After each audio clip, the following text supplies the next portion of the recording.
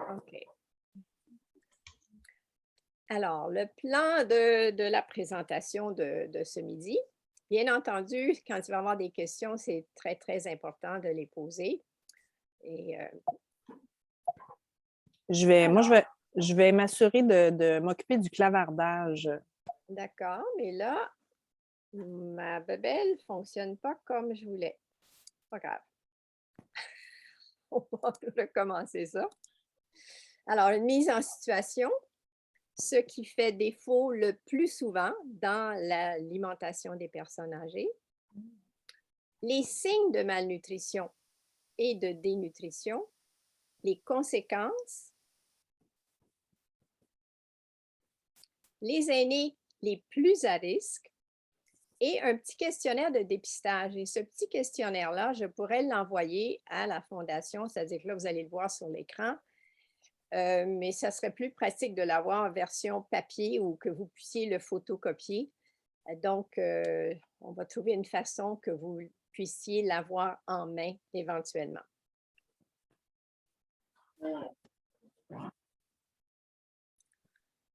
Alors, quand on parle de malnutrition, il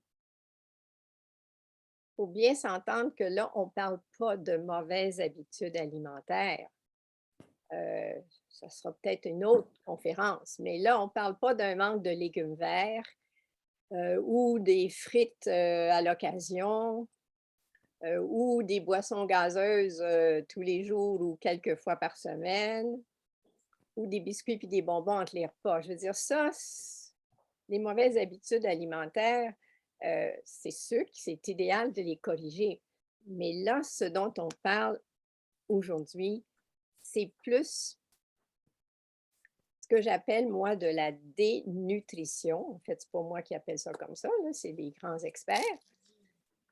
Et ça recoupe ce qu'on appelle une consommation insuffisante de calories, de protéines et d'autres éléments nutritifs. Alors, nos personnes âgées dénutries, c'est qu'elles ne mangent pas assez. Alors, on parle que même les personnes obèses sont souvent mal nourries, donc dénutries. Ils ont beaucoup de réserves de gras, mais des déficits en éléments nutritifs et généralement en protéines. Et en parenthèse, ça, j'ai offert, je ne sais pas à qui, mais j'ai offert de faire un jour une présentation exclusivement sur les protéines parce que pour moi, c'est un des éléments clés dans la question de la dénutrition chez les personnes âgées et même de la bonne alimentation. Alors, ce qu'on voit, c'est que s'il y a un déficit, s'il y a une insuffisance de façon régulière, ça entraîne des changements fonctionnels dans tous les tissus, masse musculaire, faiblesse, déficit immunitaire, diminution de la capacité de récupération et même des troubles cognitifs. Et ça, j'ai eu un exemple, moi, très, très récent, même dans ma propre famille, où on était un peu inquiet d'un membre de la famille qui avait de moins en moins faim, qui mangeait de moins en moins et qui finalement oubliait beaucoup de choses. Le cognitif faisait défaut. Et son fils médecin a pris en charge de surveiller les menus de sa maman.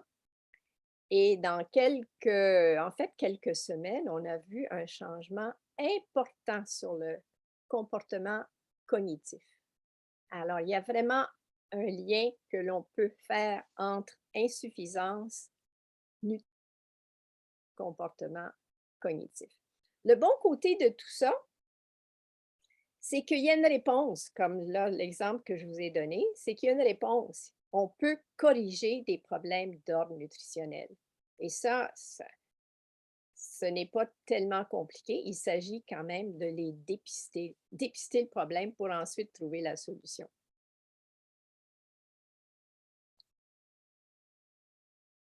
Alors, la dénutrition chez nos aînés. Au Canada, les 71 ans et plus, c'est-à-dire nos personnes âgées, c'est le groupe d'âge le moins bien nourri comparativement aux jeunes, aux moins jeunes puis je dirais aux jeunes vieux, là, 51 à 70 ans. Donc, c'est les personnes âgées les moins bien nourries. Au Québec, la prévalence d'un risque nutritionnel, c'est 4 personnes sur 10. Ça, c'est pas loin de la moitié, hein. C'est quand même, c'est gros. Les besoins caloriques diminuent, l'appétit diminue, mais les besoins nutritionnels, parfois, c'est-à-dire il y en a des besoins nutritionnels qui augmentent, particulièrement les besoins en protéines. Au moins 45 des aînés arrivent à l'hôpital en état de dénutrition. On peut comprendre, s'ils sont à la veille d'être hospitalisés, souvent ils ne sont pas en forme, ils mangent de moins en moins et ils arrivent dans un état de dénutrition. Et on sait que ce n'est pas à l'hôpital qu'on va régler le problème. L'Institut national de santé publique souligne aussi que 36 des aînés prennent plus que 5 médicaments par jour. Et ça, il y a une interaction inquiétante avec certains éléments nutritifs, particulièrement une des vitamines qui nous inquiète beaucoup, c'est la vitamine B12. La vitamine B12 est une vitamine qui a besoin d'acidité gastrique et beaucoup de personnes âgées vont prendre des antiacides. Et là, on a même vu récemment un lien entre des problèmes cognitifs et les antiacides. Alors, des fois, ça peut être utile temporairement, mais on ne prend pas ça à vie. Il y en a qui prennent ça et ne sachant pas pourquoi ils le prennent longtemps. Et dans les statistiques Canada, on souligne qu'un poids insuffisant chez les 65 ans et plus présente plus de risques qu'un poids normal ou une personne plus arrondie, si on peut dire. Donc, un IMC, un poids santé qui est sous la barre des 20, c'est plus inquiétant que la personne qui est un peu ronde. Donc, des personnes âgées qui sont très maigres, là, c'est inquiétant, plus inquiétant. On a une question, Madame Lambert-Lagacé, de Mélanie. Parfait. Oui, je me demandais, à votre connaissance, est-ce que de référer vers le pharmacien pour voir à ce qu'ils prennent le supplément nécessaire pour prévenir ce risque-là avec la vitamine B12, ça serait la bonne référence à faire ou s'il faut absolument que ça passe par un nutritionniste ou une nutritionniste? Non. Je pense que ça pourrait éventuellement, c'est-à-dire qu'on peut questionner pourquoi vous prenez ce médicament-là, depuis combien de temps.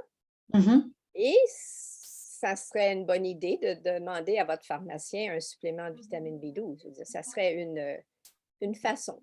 Une façon, OK. Merci.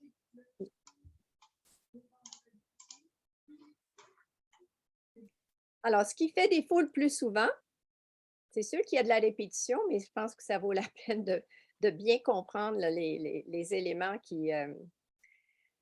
Alors, 25 des aînés n'atteignent pas leurs besoins en protéines. Ça, c'est un aîné sur 4.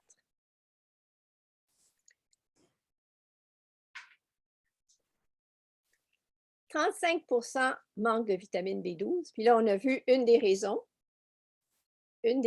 mais c'est que même ne prenant pas l'antiacide, on a un peu moins d'acidité gastrique avec les années. Donc, et si on mange peu d'aliments d'origine animale, parce que ce sont les aliments d'origine animale qui sont les sources de B12, il n'y a pas de B12 dans les végétaux, eh bien, ça explique qu'il peut y avoir un manque de B12.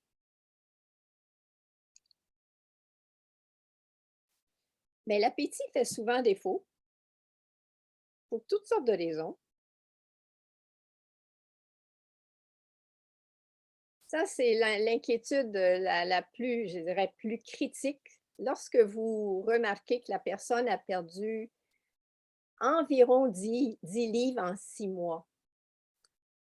et qu'elle n'explique pas. Je veux dire, si c'est une personne qui a voulu perdre du poids, qui a travaillé fort pour réajuster son menu, on ne s'inquiète pas, surtout si la personne est bien enrobée. Mais une personne qui, sans comprendre, perd 10 livres en 6 mois, même d'après Stéphane Lemire, ça vaut une visite chez le médecin, ça. C'est important.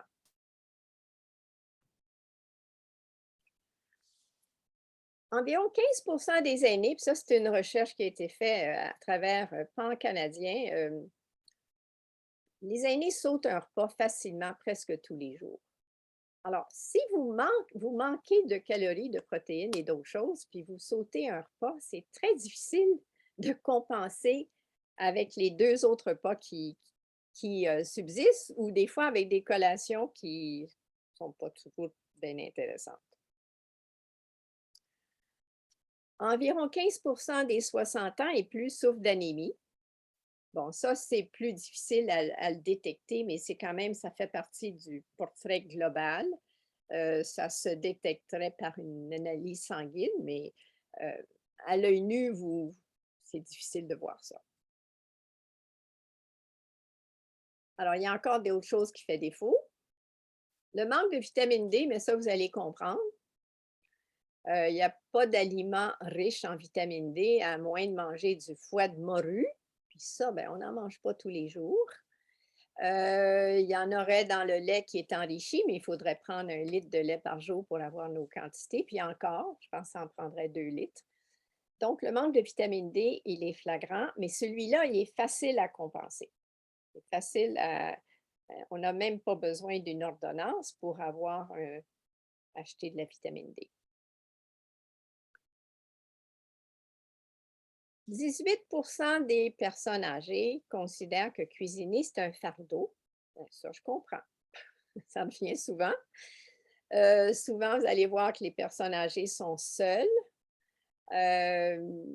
Cuisiner, c'est quand même une opération qui revient au moins 2 fois par jour parce que le petit déjeuner, on n'appelle pas ça de la cuisine, on appelle ça déposer des aliments devant nous, là. Et ça aussi, ça, tout le monde le sait, mais il y a 60 des aînés qui ne prennent pas les 5 portions de fruits et légumes. Mais ce n'est pas ça qui m'inquiète de façon plus importante. Quand on parle de ce qu'on a vu précédemment, manque de protéines, manque de vitamine B12, manque de vitamine D, ce sont des problèmes encore beaucoup plus importants. Alors, ça soit quoi les signes? Parce que vous êtes des détecteurs de signes en étant des navigateurs. Alors, qu'est-ce qui va vous dire que cette personne-là souffre de dénutrition? Bien, de la fatigue. La personne se dit, pas juste une petite fatigue certains jours de pluie, là, mais la fatigue un peu constante et même de l'irritabilité qui n'était pas là avant, mais qui se manifeste. Fatigue, faiblesse, je dirais que c'est un niveau encore plus avancé de la fatigue et même de l'essoufflement. Même pour se déplacer, la personne est essoufflée, elle est faible. Une perte d'appétit, la personne va vous dire: «Ah, moi, j'ai plus le goût de manger, ça m'intéresse plus de manger». Perte d'appétit, signe de dénutrition, parce qu'on dit que c'est en mangeant qu'on développe l'appétit. C'est les aliments qui suscitent l'appétit. La sensation d'avoir toujours froid. Les personnes vont dire: «Ah, j'ai les mains froides, j'ai les pieds froids». Ça, c'est un signe de dénutrition. Ça peut même arriver en plein été, là. Peut-être pas la semaine dernière, là, mais il y a cette sensation-là, c'est un signe de dénutrition. Troubles cognitifs légers, pas de la démence, là, mais des gens qui oublient, qui sont mêlés, des trous de mémoire, perte de repères. Ça, c'est des signes de dénutrition.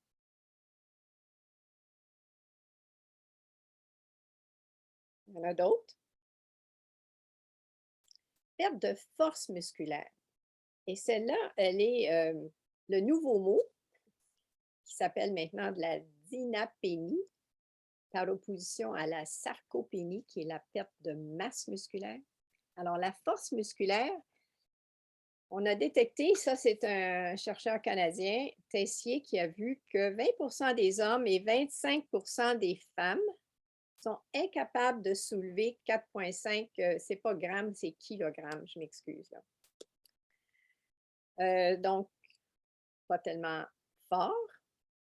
Incapable de s'agenouiller, ça je me disais, mon Dieu, on s'agenouille moins souvent maintenant, mais des fois, même dans le jardin, on a besoin de s'agenouiller, pas nécessairement à l'église. Donc, incapable, donc perte de force de préhension, plus capable d'ouvrir certains bocaux, certaines boîtes. Donc, cette perte de force musculaire, elle est importante. Et la perte de masse musculaire, qu'on appelle la sarcopénie, et ça, on parle de 20 des personnes âgées. Et c'est que ces deux pertes-là, qui sont importantes, vont nous mener vers l'état de fragilité.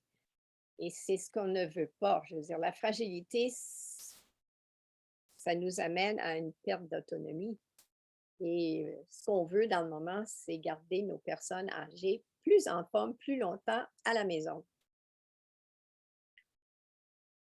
Alors, l'animation, je dois vous dire, une parenthèse, c'est mon mari qui est bon en animation. Donc, les petites lettres qui virevoltent, c'est lui qui ajoute ça à mes présentations.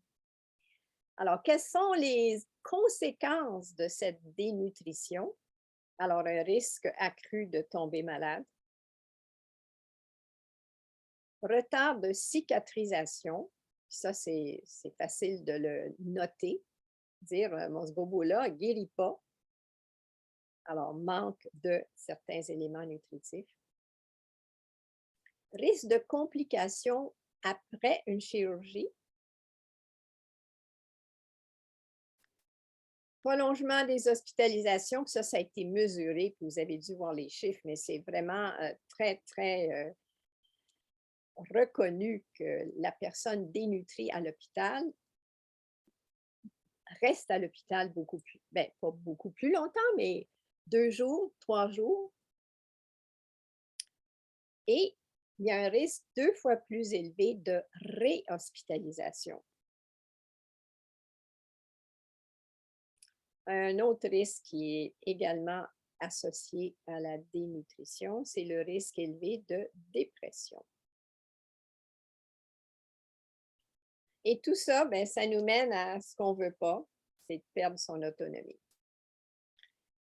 Et vous travaillez fort, vous, comme navigatrice, comme infirmière, comme ergothérapeute, pour finalement permettre aux personnes âgées de maintenir leur autonomie.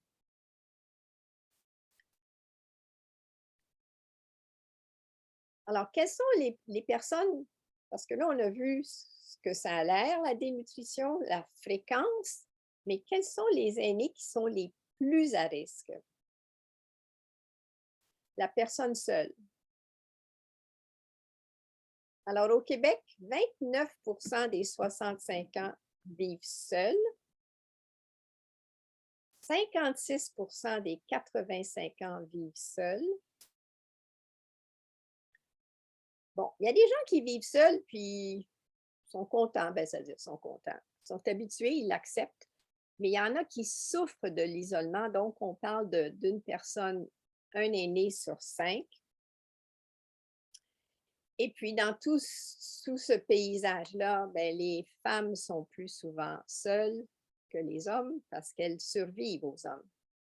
Donc, c'est plus souvent la personne seule qui est une femme.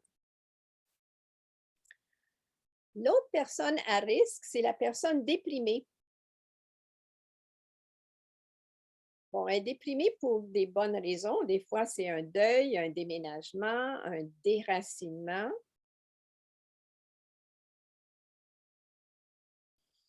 On dit que jusqu'à 20 des aînés ont des symptômes de dépression. Mais la dépression, ça enlève l'appétit, ça enlève le goût de manger, ça enlève le goût de cuisiner. Je veux dire, ça se recoupe, ça. Alors, perte d'appétit, grande fatigue qui accompagne la dépression. On va regarder d'autres aînés à risque.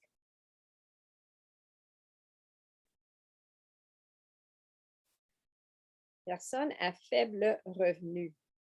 Quand on regarde les chiffres du Québec, là, 50% des aînés vivent avec moins de 26 000 par année.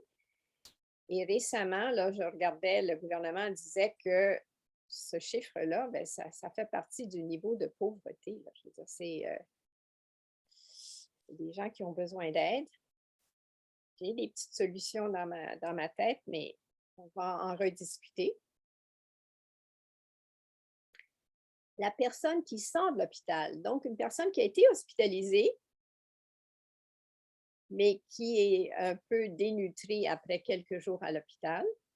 Des fois, on comprend pourquoi, malheureusement. Des fois, les aliments ne sont pas ceux qu'on est habitué de manger. Des fois, ils ne sont pas agréables à manger. Donc, on sort de l'hôpital puis on n'est pas mieux nourri que quand on est rentré. Et il y a une récupération qui est plus difficile. Il y a une mobilité qui est réduite. Puis il y a une difficulté pour s'approvisionner, pour cuisiner. Donc, la personne qui sort de l'hôpital, c'est une personne vraiment à risque.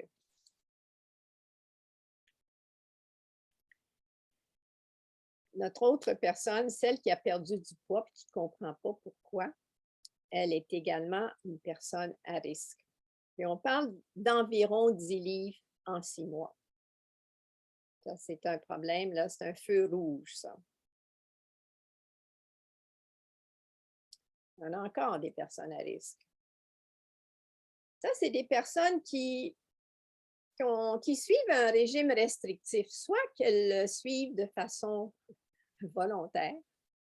Il y a des régimes à la mode, là. Il y a les régimes, bon, vous pourriez tous les nommer, là. Mais il y en a qui ont des régimes faibles en sel, donc font de l'hypertension, prennent des médicaments, doivent réduire le sel, ne savent pas trop comment, donc éliminent plusieurs aliments de leur menu. Il y en a qui font attention au gras, qui ne savent pas trop comment, donc, mais c'est un régime qui est restrictif, qui peut causer de la dénutrition.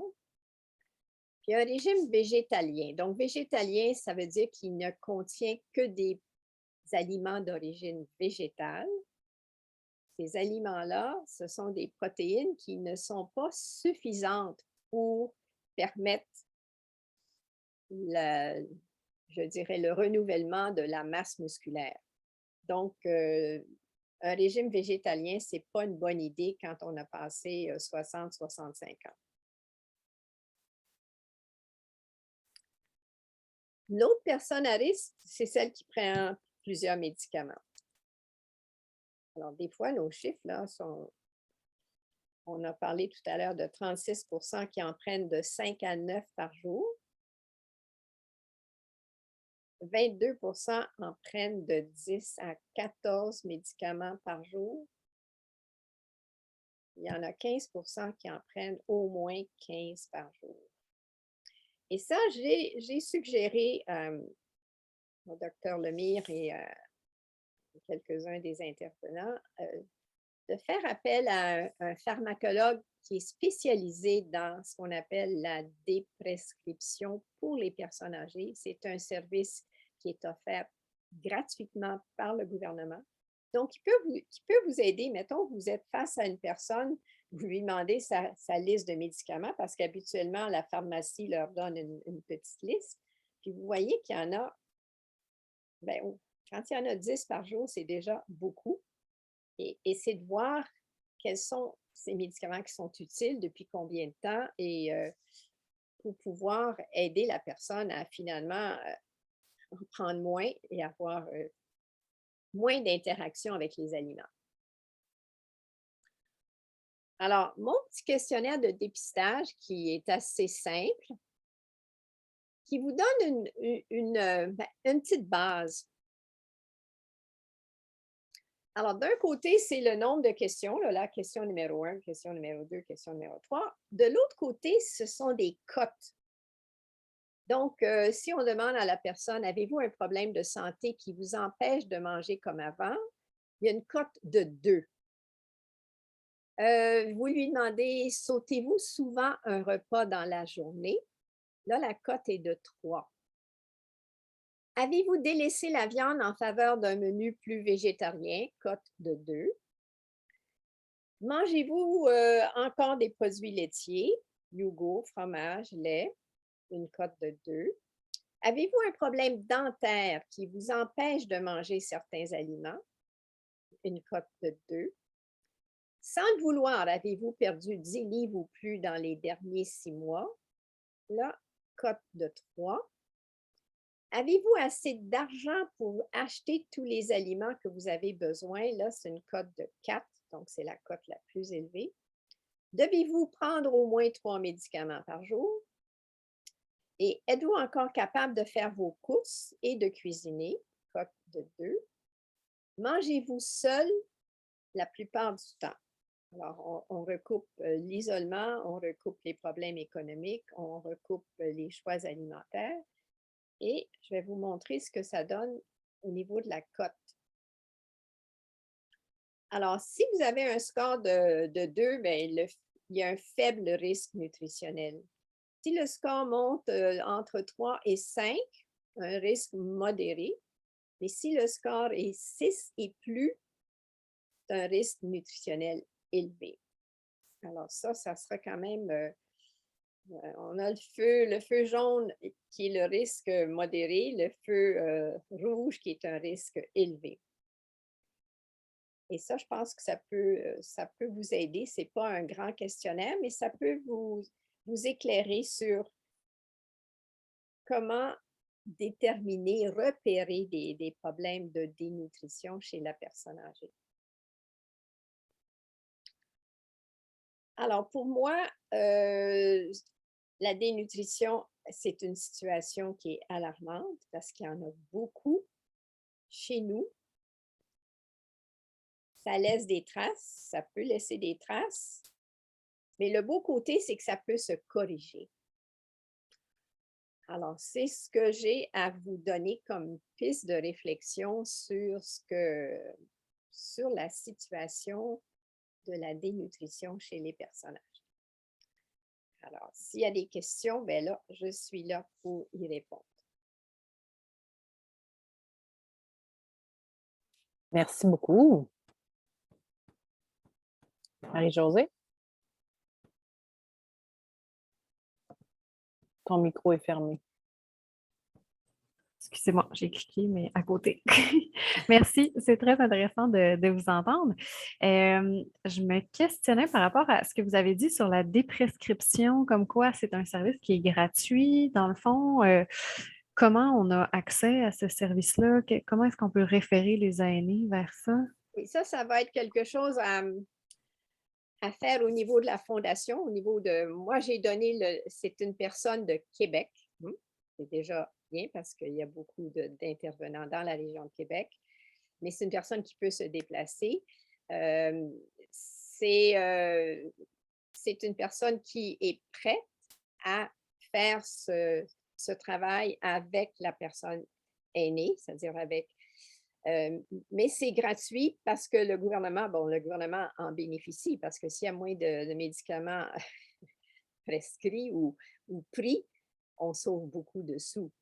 Donc, ça va être de pouvoir relier, de vous relier à cet intervenant qui pourrait faciliter la démarche. Là. OK, parce que dans le fond, c'est comme un service de deuxième ligne ou de troisième ligne, Oui, c'est oui. ça? Sinon. OK. Puis c'est quelqu'un qui est plutôt habituellement plus à l'hôpital ou? Non. C'est un pharmacien, un jeune, beau pharmacien, je dois insister, qui a fait une maîtrise ou un doctorat en pharmacologie à l'Université Laval. Et moi, je l'ai rejoint pour mes patients parce que j'avais des patients qui avaient des longues listes. Et la COVID est arrivée et on n'a pas pu travailler ensemble parce que, bon, pour toutes sortes de raisons très techniques et que j'ai quitté la consultation de façon systématique. Là. Donc, cette personne-là je pense qu'elle dans le fond, il faudrait voir là, les aspects pratiques. Là. Est-ce qu'il a un bureau de consultation à côté d'une pharmacie? Comment on le rejoint? Ça sera... j'en ai parlé à Élie Pelletier. Alors, ça passera par là. Je l'ai écrit dans le chat, tout le monde, mais on va faire un projet, Lisa, là, avec ça. Excellent. Oui, parce que ça peut beaucoup aider et sauver énormément de sous et d'ennuis. Mélanie, tu avais une question. Oui, justement, ce matin, on a quand même traité 2 alertes lors de notre dispatch qui portaient sur les préoccupations des préposés. Puis je te dirais que c'est une préoccupation qui revient assez souvent. Le fait que les aînés, ou du moins les aînés qui côtoient, mangent souvent la même chose. C'est peu de diversité alimentaire. Donc, j'aimerais peut-être vous entendre un peu parler sur ce sujet-là parce qu'effectivement, c'est quelque chose que je rencontre aussi sur le terrain en tant que navigatrice. Puis, tu sais, je me demande, est-ce que ça devrait être un facteur à considérer? Tu sais, il y avait des éléments,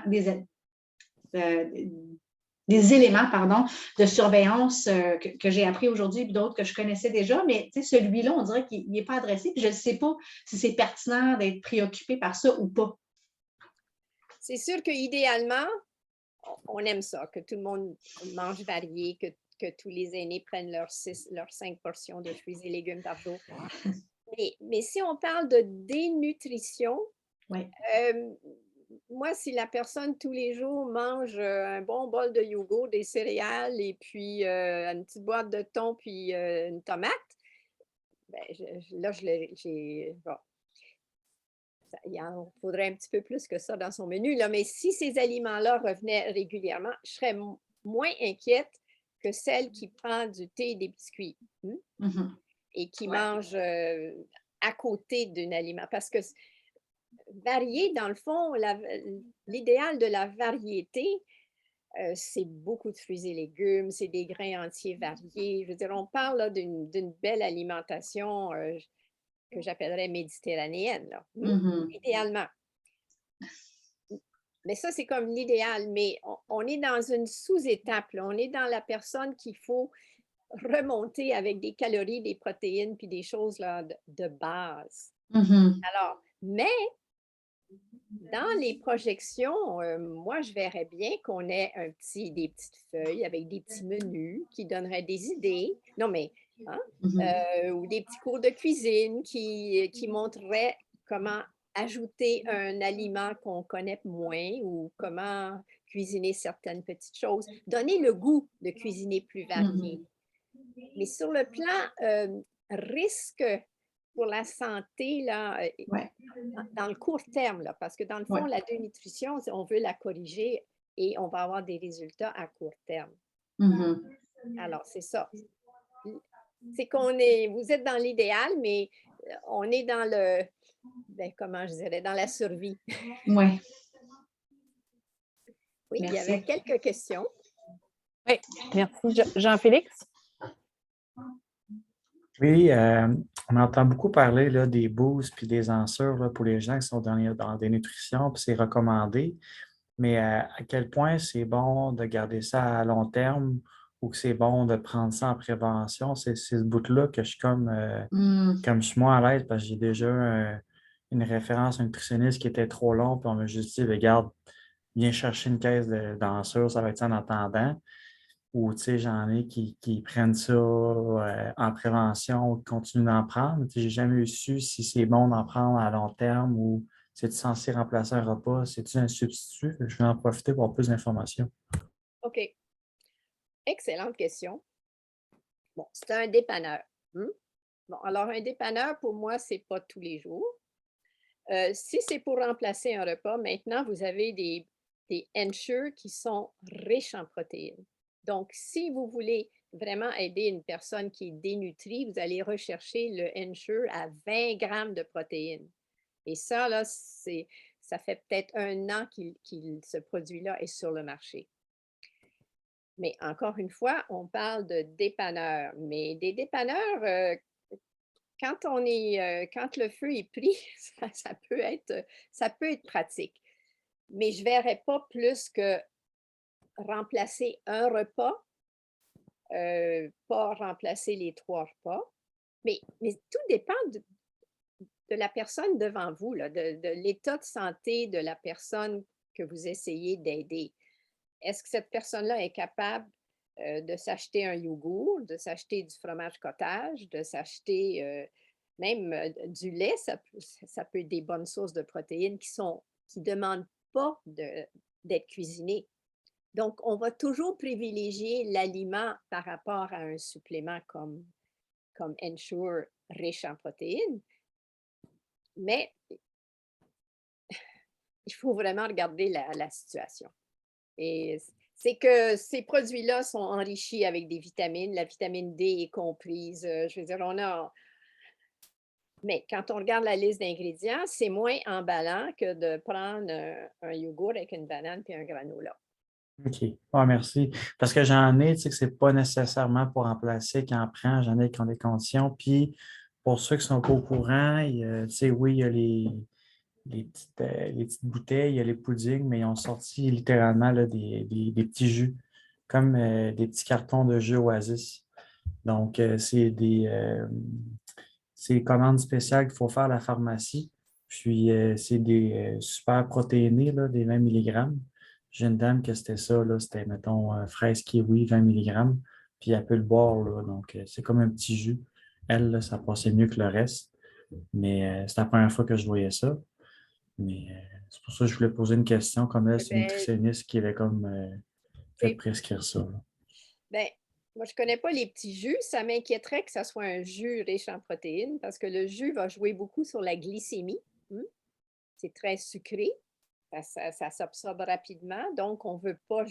C'est presque un choc, là, un jus. Les jus sont disparus des meilleures listes alimentaires. On va privilégier le fruit. Tandis que celui qui est à base de protéines de lait ou protéines de soya, ben, au moins, on a moins d'effet sur la glycémie. Mais vous me faites aller en pharmacie, là. Je vais essayer de voir ce que c'est que ces jus riches en protéines. Mais c'est une commande spéciale, c'est pas sur les tablettes. Non, C'est mais ça pour doit rendre. être pour un professionnel de la santé, probablement qu'on peut avoir l'information. Ouais, c'est ça. Si C'est vous êtes ça. là le 2 juin, je pourrais vous répondre. Ouais, c'est ça. Il a fallu que la nutritionniste passe une commande spéciale à la pharmacie, là. Mais elle, la madame, c'était la seule chose qu'elle était capable là, de pouvoir prendre. Avaler? Ouais, ben c'est ça. Dans le fond, elle goûte plus rien. Donc, les petits, puis en pudding, ça passait plus.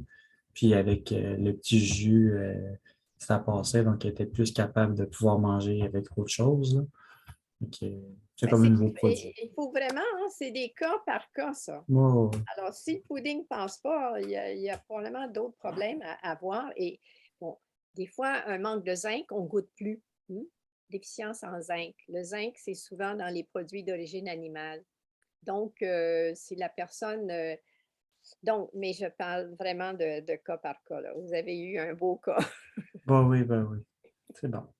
Mais je m'excuse, Sylvie, juste pour continuer sur le même sujet, tu sais, vous parlez de l'ensure à 20 grammes de protéines, mais un verre de lait, c'est combien de grammes de protéines, juste pour me donner une idée? Ça serait 10 grammes. Ah, quand même, OK. OK. Oui. Mais un yogourt grec, ça Ouais. peut frapper quasiment le 15-18 grammes. OK. Alors, il y a des aliments qui pourraient être assez intéressants pour compenser. Oui. OK. Merci. Sylvie? Oui. Trois petites choses.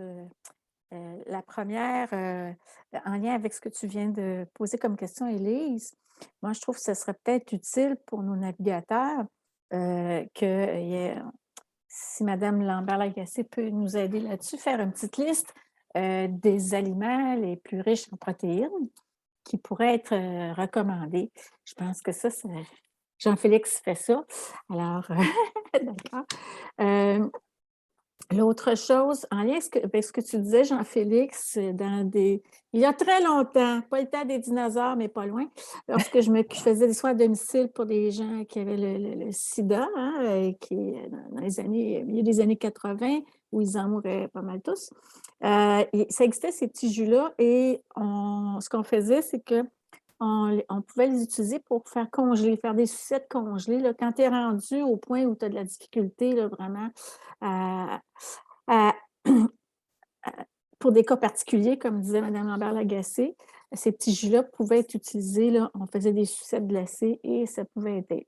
Maintenant, ma question pour Mme Lambert-Lagacé.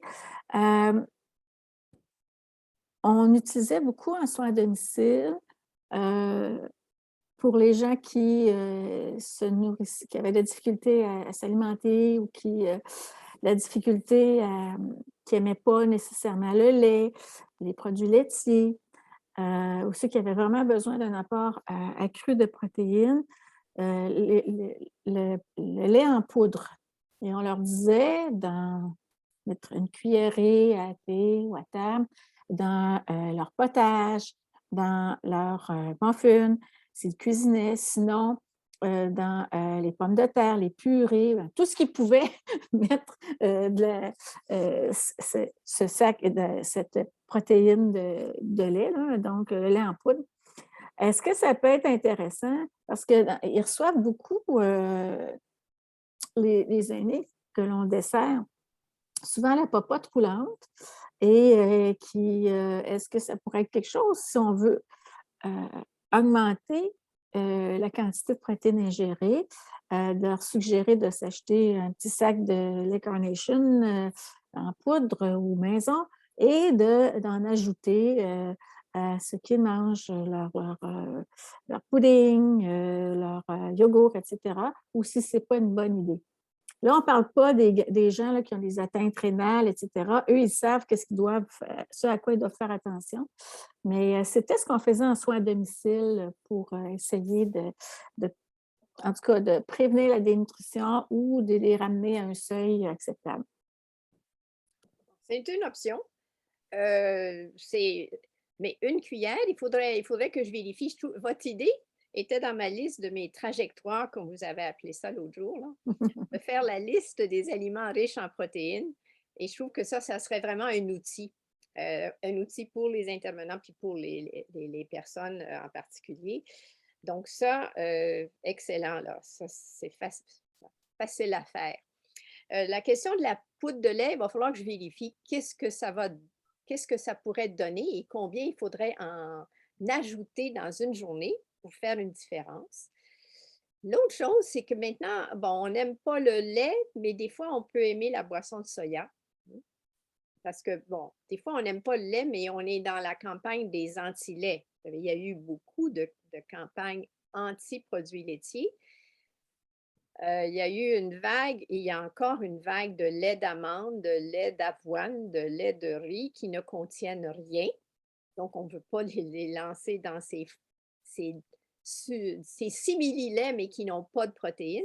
Mais le lait de soya peut être intéressant. Donc, ça pourrait être également intéressant. Donc, mais je vais calculer là, la poudre de lait, comment ça peut contribuer. Et est-ce qu'on rejoindrait les gens des popotes ou si on rejoindrait l'individu? Ça serait aussi à voir comment on peut procéder. Mes belles suggestions. Merci. Mélanie. Une autre suggestion que j'aimerais beaucoup avoir de votre part, Mme Lambert-Lagacé, c'est un enjeu qu'on rencontre régulièrement sur le terrain, c'est justement ça, l'insécurité financière pour être capable de s'acheter les produits nécessaires pour s'alimenter adéquatement. Donc, si vous pourriez peut-être prioriser les protéines qui sont les moins dispendieuses à se procurer, parce que je trouve que justement, si on reçoit, mettons, un panier alimentaire, mais il n'y a pas toujours justement des bonnes sources de protéines ou les protéines les moins dispendieuses sont souvent plus difficiles à cuisiner. Donc, peut-être essayer d'avoir ça en tête en nous donnant des pistes de solutions parce que je trouve justement, si on veut proposer des produits plus végétaux, parce que ça coûte vraiment pas cher, des pois chiches puis des lentilles, mais beaucoup plus difficile à cuisiner, c'est peut-être moins appétissant pour les aînés. Donc, je trouve que c'est quand même un enjeu réel sur le terrain, là, le fait que le coût de la vie augmente, surtout de la nourriture. Les épiceries qui font la livraison, malheureusement, sont les plus dispendieuses. Les GL Métro, les autres épiceries qui coûtent moins cher, malheureusement, ne font pas les livraisons. Donc, il y a souvent tous ces enjeux-là que je trouve qui rendent le travail plus difficile d'essayer de s'assurer là, à cet apport-là pour prévenir la dénutrition. Excellente suggestion. Mais moi, je pensais à une protéine pas chère vous parliez des légumineuses, mais vous savez que le tofu soyeux, là, le tofu, moi que j'aime, le soyeux extra ferme donne beaucoup de protéines. Ah, OK. Ça goûte pas le ragoût de pâte, mais quand même, ça peut mais on peut donner des petites recettes. Ouais. Ça, c'est facile. Ça n'a pas besoin d'être cuisiné. C'est prêt à manger, là. On peut le couper en tranches, le faire chauffer ou même pas, puis le mettre dans une salade. OK. Alors, mais je retiens là, les bonnes suggestions. Merci. Élise, il y avait une question Oui. de votre part. Oui. Quand vous parliez de la vitamine B12, vous avez dit que ça se retrouve principalement dans la viande. Donc, si on a un aîné végétarien, est-ce qu'il faut automatiquement lever le drapeau? Non, ça se tient exclusivement dans les aliments d'origine animale. Animal. Donc, OK. produits laitiers, viande, poisson, œufs. Mais c'est le végétalien, celui-là qui ne prend que des graines et des céréales et des légumineuses, lui n'a pas de B12.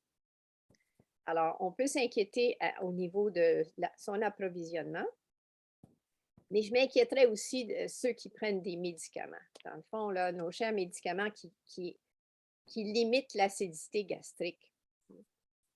Alors, c'est un gros problème, ça. Alors, nos bons végétariens qui prennent encore du yogourt, du fromage, des œufs, pas de problème. OK.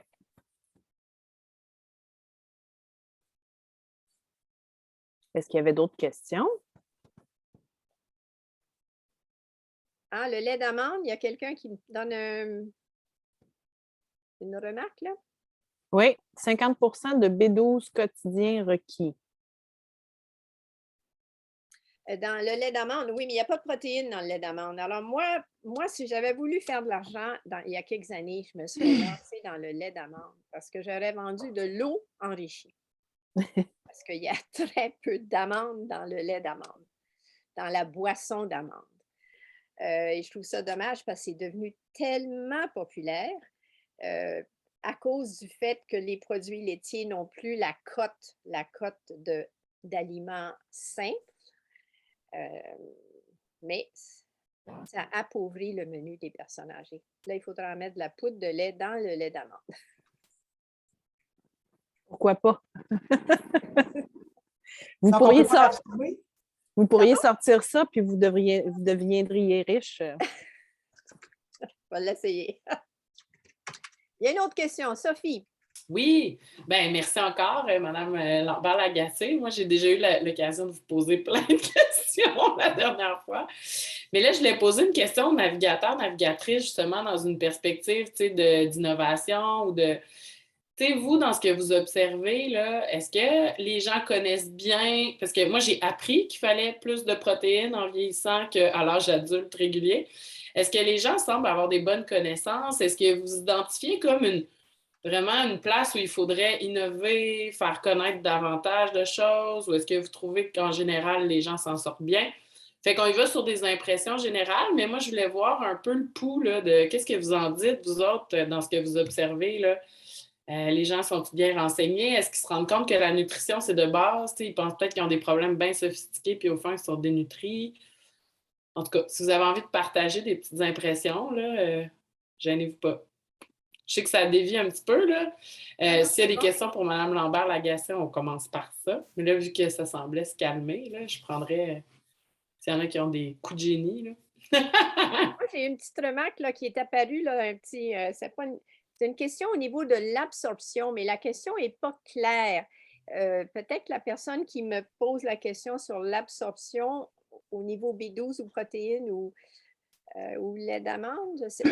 Oui, bien en fait, Joanne, c'est moi à Merci Ouest qui demande ça. Mais en fait, moi, j'en bois du lait d'amande, fait que je le demande pour moi, mais en même temps, c'est écrit sur la fiche nutritionnelle, là, je l'ai devant moi, le lien, que c'est vraiment comme proche 50 de l'apport quotidien requis. Mais est-ce que c'est pas bon le lait d'amande parce que il n'y a pas ce qu'il faut dans le lait pour absorber la B12 qu'il y a dedans? Ou c'est comme pas bon parce que c'est du lait d'amande? Ça prend des tonnes d'eau à Ah ben là, produire. je pense qu'il faut C'est- départager là, notre lait d'amande. Ouais. La faiblesse du lait d'amande, c'est sa faiblesse en protéines. OK? OK, oui, ça c'est clair. La B12, comme elle est ajoutée, eh ben, elle est valable. C'est comme si on prenait un petit supplément. Je veux dire, c'est pas un supplément, mais on l'a ajouté.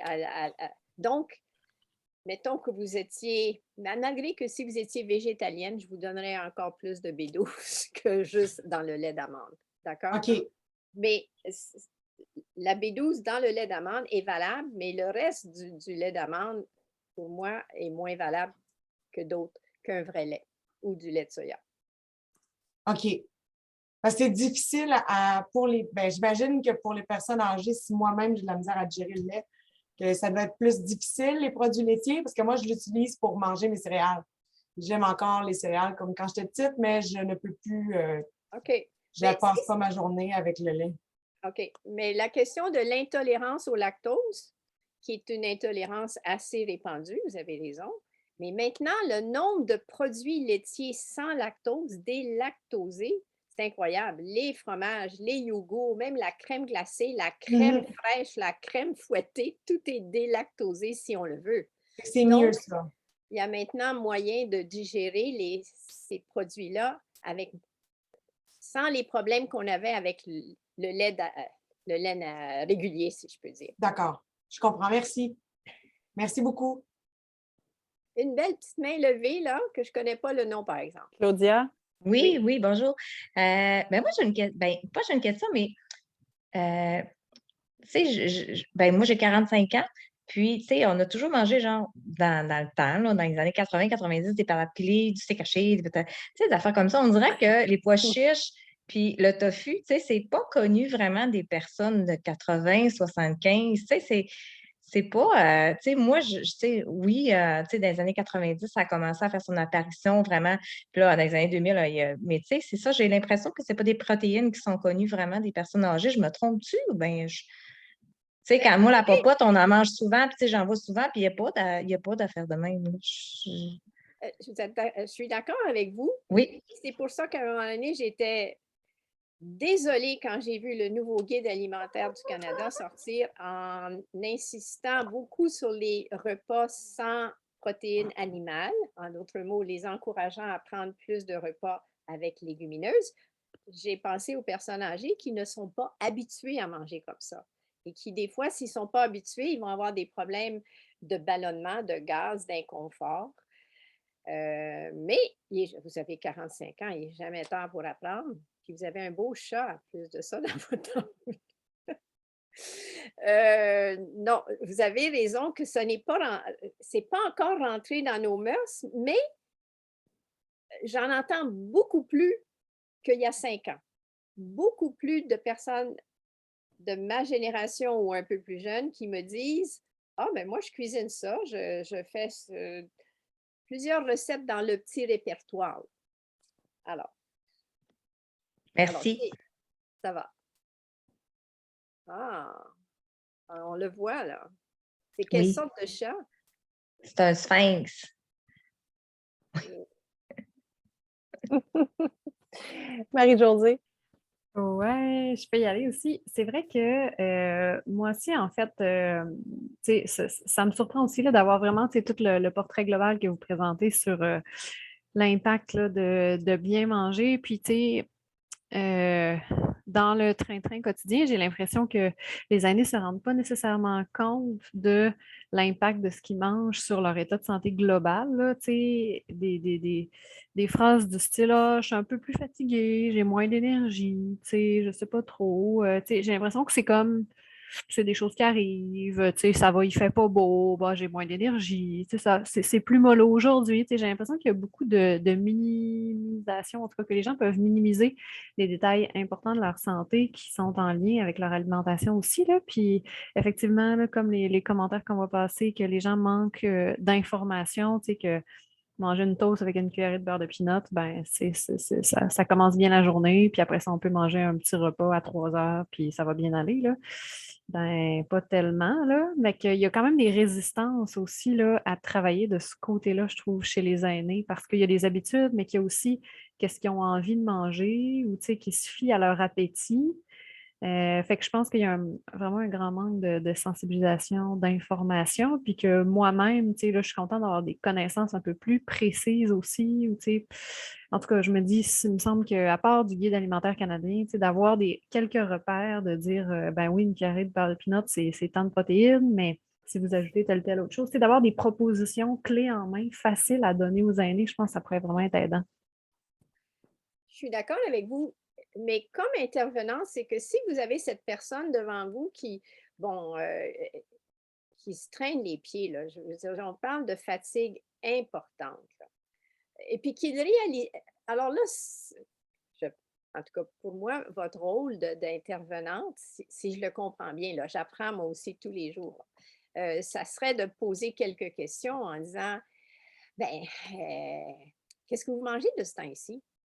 Et puis, juste d'essayer de voir si la nourriture, c'est important ou finalement, on mange le moins possible puis on ne se fait pas de soucis. Alors, je pense qu'il faut creuser un petit peu si on voit les symptômes là, dont on a parlé, là, des symptômes qui font qu'on. Parce que là, vous, c'est la sentinelle qui vous a mis sur une piste. Donc, cette personne-là, elle a un problème qui est un peu plus grave que juste bonjour madame, bon. Alors, ça vaut la peine de poser quelques questions et remettre peut-être la personne sur la voie de, savez-vous, si vous mangez un petit peu plus, là, vous allez peut-être avoir plus d'énergie. Puis ça ne prendra pas beaucoup de jours pour le sentir. Allez voir, essayez. Alors, c'est dans ce sens-là là, que je vois moi, votre intervention. Et puis, ce n'est pas de la correction de, comme je l'ai dit au début, ce n'est pas une correction de mauvaises habitudes alimentaires, là. C'est une correction de sous-alimentation. La madame, elle ne mange pas assez. Vous êtes d'accord, Sophie? Hein? Ah oui, mais c'est ça, mais moi, je voulais valider un peu notre perception, tu sais, par rapport à ce que vous observez, parce que c'est comme si on est dans quelque chose de vraiment de base, tu sais, fait que c'est pas des trucs hyper sophistiqués, là. Il faudrait rétablir la base, puis aux quelques commentaires que vous m'avez faits, je pense que c'est ça le besoin, là, tu sais. Fait que ça me valide. On s'entend que c'est pas de la validation scientifique, ça, c'est tout ce que Mme Lagacé a sorti. Là, c'est de la validation expérientielle. Effectivement, c'est ça qu'on voit. C'est que c'est plus fréquent que ce qu'on s'imagine. C'est que ces problèmes-là, et malheureusement, si on les laisse aller, eh bien, on tourne vers des problèmes plus importants, puis vers la perte d'autonomie, puis c'est pas ça qu'on veut. Vous travaillez essentiellement pour l'inverse, pour donner plus de vie aux années. Une autre belle question. Ben, c'est pas une question, mais tu sais, c'est que je me rends compte ici qu'il y a certaines personnes âgées qui ont comme perdu l'habitude d'avoir une routine, puis qui vont juste manger quand ils ont faim. Puis là, ben, avec ce qu'on expliquait, c'est qu'on a de moins en moins faim, on mange moins. Puis ce qui arrive, c'est que des fois, tu leur parles, puis ben, je n'ai pas encore mangé ou je n'ai pas mangé hier. Puis toi, dans ta vie de tous les jours, tu ne comprends pas comment ça peut être possible. Puis là, tu essaies d'expliquer, il faut que tu manges, il faut que tu manges des calories. Puis là, après ça, tu essaies d'expliquer, ben, c'est sûr, tu vas te sentir plus fatigué. Non, non, je suis correct. Puis, mais tu sais, sur le long terme, ça fait quelques personnes, tu sais, sans nécessairement une journée complète, mais tu sais, ben, je me suis levé, puis finalement, j'ai mangé à 6 heures, mais tu sais, peut-être justement de leur expliquer, on parle souvent de la routine du sommeil.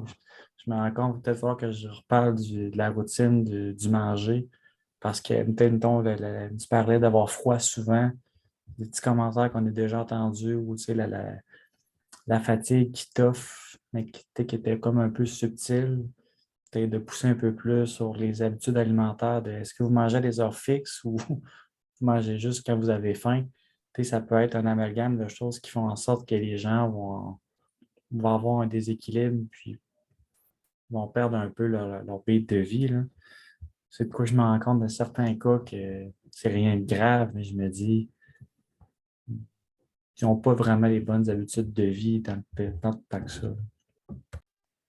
Oui, ben, de manger 3 fois par jour sans leur dire à heure fixe, ça, je trouve ça comme quasiment dans l'armée, là, à heure fixe, mais de leur dire, vous savez, puis peut-être montrer qu'est-ce que c'est un vrai repas. Ça, peut-être que je pourrais faire un petit modèle de ça, là. C'est quoi un vrai repas? C'est pas une collation, c'est pas une tasse de thé avec un biscuit, là. Parce que des fois, ils peuvent dire, ben, j'ai mangé 4 fois c'est aujourd'hui, mais qu'est-ce qu'on a mangé? Alors, c'est sûr qu'il y a un travail de sensibilisation, mais, mais de votre part, c'est d'essayer d'évaluer je dirais, la gravité de la situation. Si la madame, elle se sent bien, ben là, elle n'est pas si fatiguée que ça. Mais si elle traîne de la pâte en disant, ben moi, je ne suis plus capable de cuisiner, j'ai plus le goût, j'ai plus faim, ben là, vous dites, oh là, je pense qu'il y a un problème un peu plus important. Ben, Sophie? j'ai une question, puis peut-être c'est, Élise, tu peux. Tu sais, au fond, on vit tellement dans une société obsédée, tu sais, de la maigreur, puis tout ça, puis qu'on dit écoutez votre sentiment de faim, puis tout le monde mange trop, puis gna, gna, gna. Tu sais, j'ai l'impression que peut-être qu'en vieillissant, ils sont bien contents des fois d'avoir moins faim, ou tu sais, comme. Mais, tu sais, de ce que je comprenais quand, Élise, tu nous as déjà parlé que les aînés ressentent moins, tu sais, j'ai-tu froid, j'ai-tu chaud, est-ce que j'ai-tu faim? C'est quelque chose qu'ils ressentent moins aussi, tu sais, leur propre lecture intérieure. Fait que, tu sais, juste se fier à sa faim, c'est peut-être pas une si bonne idée, rendu plus âgé parce que t'as pas, c'est plus un bon mécanisme pour juger de si on a faim pour vrai ou si on a des besoins nutritionnels. Voilà ma question. Et en fait, moi, quand je vous avais parlé, c'était des problèmes sensoriels plus reliés à une atteinte cognitive. Là, fait qu'on était comme dans un autre champ, mais Mme Lambert-Lagacé, vous le disiez, il y a quand même une diminution de l'appétit en vieillissant. Là. Oui, oui. Mais ça ne veut pas dire qu'on n'a pas faim. Mais on a moins faim, on mange des quantités, on n'est plus dans l'adolescence. Les portions sont plus petites, donc les risques d'erreur sont plus élevés. Dans le fond, c'est ça. Hein? On mange moins, donc notre marge de sécurité est moins importante. Mm-hmm. Et moins on mange, moins on a faim. Mm-hmm. Mais la personne qui dit, moi, je n'ai pas besoin de manger, vous pourriez lui poser la question, avez-vous une auto électrique? Mais sinon, vous avez besoin de mettre de l'essence dans l'auto. Je veux dire, nos carburants, ce sont nos aliments. Et sans aliments, ben, on flétrit, comme des fleurs sans eau. Une belle petite main levée ici, là. Mireille? Madame au chat, ça, non. Ben moi, c'est plus un commentaire, tu sais. Je trouve qu'il y a beaucoup de choses qui rentrent en ligne de compte aussi, tu sais. Exemple, la personne qui bouge pas beaucoup, qui n'a pas d'activité, qui est beaucoup isolée, tout ça, je trouve que ça joue aussi, hein, au niveau de l'alimentation, tu sais. Parce que c'est comme si je sais pas, le goût est moins, pas le goût de la nourriture, là, mais le goût de manger est moins là, tu sais. Ouais. Ben, je pense que, bon, l'isolement, la dépression, je veux dire, toutes sortes de facteurs jouent sur notre relation avec la nourriture. Et dépendant de la situation de la personne que vous côtoyez ou que vous allez visiter ou voir, c'est de voir est-ce que c'est parce qu'elle n'aime pas manger seule? Ça peut être une raison. Est-ce que c'est parce qu'elle n'aime plus cuisiner? Je veux dire, il y a tellement de raisons pour lesquelles c'est pas qu'on fait la grève, mais l'alimentation devient tellement moins importante parce qu'on a. C'est ça. Donc, c'est vos petites questions qui vont faire que vous allez pouvoir toucher à ce qui pourrait faire une différence. Oui. Bien, merci en même temps, Mme Lambert-Lagacé, c'est bien intéressant. Moi, ça fait longtemps que je vous suis. Ça fait longtemps que j'existe. C'est pas ça que j'ai dit, là. Est-ce qu'il y avait d'autres questions? Je vais être l'aînée de votre groupe, hein? Parce que vous pourriez être quasiment mes petits-enfants. Pas mes enfants, mes petits. Est-ce qu'il y avait d'autres questions pour Mme Lambert-Lagacé? Sophie, est-ce que ton enquête est concluante? Mon enquête, basée sur 3, est concluante. Non, mais c'est que j'ai tous les bons chiffres de Mme Lagacé, puis là, on se rend compte que c'est ça qu'on observe. Ça me suffit pour Et l'instant. Fait qu'on verra ce qu'on fait en innovation, parce que c'est de la petite innovation, là. Tu sais, on est dans c'est beau les choses sophistiquées, mais si les gens s'empoisonnent dans la rivière, c'est un problème plus important. Fait que là, je pense que c'est les petites choses de base qu'il va falloir mettre en place. Oui, mais je pense, mettons, à des choses de base comme supplément de vitamine D. Ça, il va falloir penser à une façon simple de pouvoir en donner à nos personnes âgées. Parce que Oui, Madame Lagacé, moi, je n'en reviens pas que les médecins traitants ne le prescrivent pas d'emblée à partir d'un certain âge. Je veux dire, ça me sidère, je ne comprends pas. C'est les meilleures pratiques depuis au moins 10 ans. Fait que je ne comprends pas. mais on pourrait partager nos incompréhensions. Je pense qu'en prescrivent du moment que l'aîné a été diagnostiqué avec une dénutrition légère ou modérée, ça embarque tout de suite dans leur liste de médicaments généralement. Là. La vitamine D? Ostéoporose.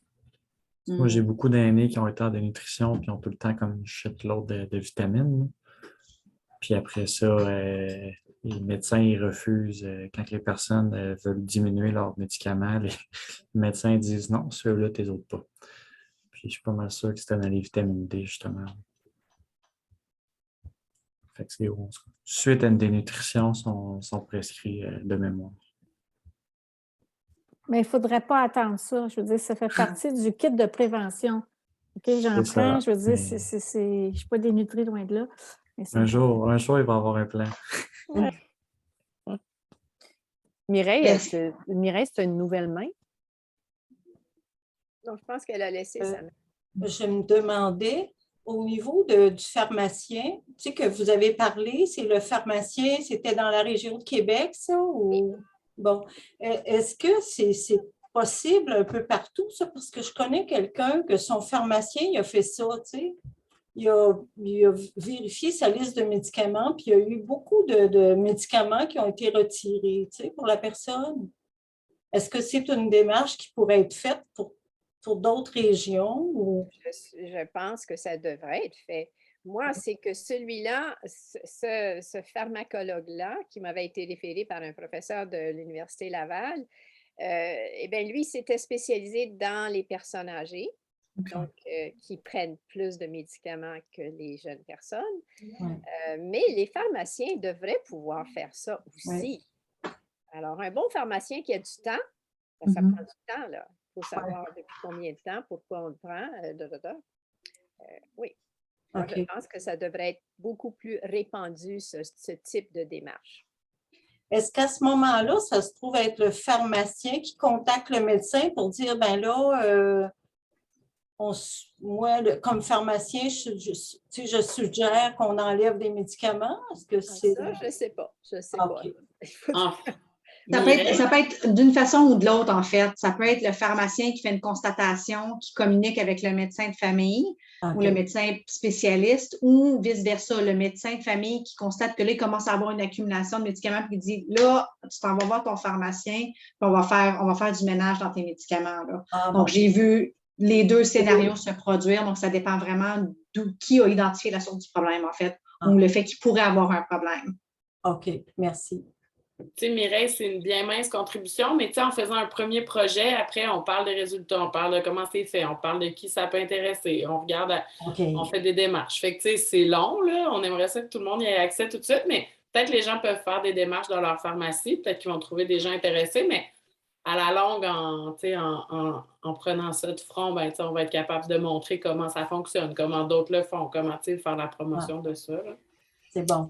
Je te dirais aussi, là, le plus de succès, là, c'est surtout ceux qui sont suivis par le même pharmacien depuis longtemps. Puis ça, chez les aînés, on le retrouve quand même assez souvent, là, des gens qui sont suivis par le même pharmacien depuis 10 ans, 15 ans. Ça peut être ils peuvent se développer des bons liens aussi là, avec leur pharmacien. Fait que ça peut être quelque chose, tu appelles le pharmacien quand tu as le consentement de l'aîné, puis tu t'en discutes avec eux autres, voir si c'est possible de revoir la liste de médicaments. Est-ce qu'il y a quelque chose qu'on est capable de soulever qui serait nécessaire de discuter avec le médecin de famille? Mais je tenais à vous remercier, Mme Lambert-Lagacé, parce que le petit questionnaire, là, c'est le genre de choses qu'on peut rattacher facilement à notre aîné AD+, là, un petit questionnaire rapide à remplir qui s'intègre même juste dans la conversation de notre visite à domicile, de notre évaluation, pour avoir une petite idée de est-ce qu'on parle d'une personne à risque ou non. Donc, merci. Ça, je pense que ça va vraiment être un outil précieux là, dans notre évaluation, là, notre 360. Ça peut être intéressant aussi pour le montrer à l'aîné aussi, hein, que des fois, s'ils n'ont pas l'impression qu'ils sont dénutris, bien, c'est un outil intéressant, je pense. Oui. Est-ce qu'il y avait d'autres questions? Non? Tout le monde est satisfait? Merci beaucoup, Mme Lambert-Lagacé. Ce fut fort intéressant. Puis c'est le fun parce qu'on repart avec des choses à développer. Je vois Sophie qui a les yeux brillants. Fait qu'il y a des choses qu'on va pouvoir ajuster avec vous, des pistes à creuser. Là, donc, c'est vraiment fort apprécié. Merci beaucoup de votre présentation. Eh bien, je suis bien heureuse que ça ait répondu à vos interrogations et à vos besoins. Et puis, c'est sûr que j'ai des petites pistes, moi, pour trouver des solutions à certaines choses, comme appeler, je ne me souviens plus, c'est des trajectoires pour pouvoir avoir des solutions à certains problèmes. Et puis, j'avais fait une liste, mais il faut que je la garde pour moi pour l'instant. On pourra l'explorer ensemble. Parfait, parfait. Alors, merci beaucoup. Merci tout le monde. Sylvie, est-ce que tu voulais qu'on prenne un petit 5 minutes? Non, on garde ça pour une autre fois? OK, parfait. Bien, merci beaucoup tout le monde. Je vous souhaite une excellente fin de journée. Merci. Il y a juste Marie-Pierre qui reste, n'est-ce pas? OK.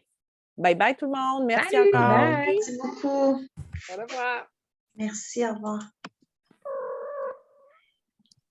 Oh, on a entendu le chat de Claudia, je pense, Ben oui. avant que son micro ferme. Hein? N'oublie pas d'arrêter d'enregistrer, Élise. Ah oui, tu as Je vois raison. qu'il y a ta conversation avec Marie-Pierre. Surtout qu'on fait une DDA, tu sais, il ne faudrait pas enregistrer ça. Qu'est-ce que tu vas en faire? Stop recording.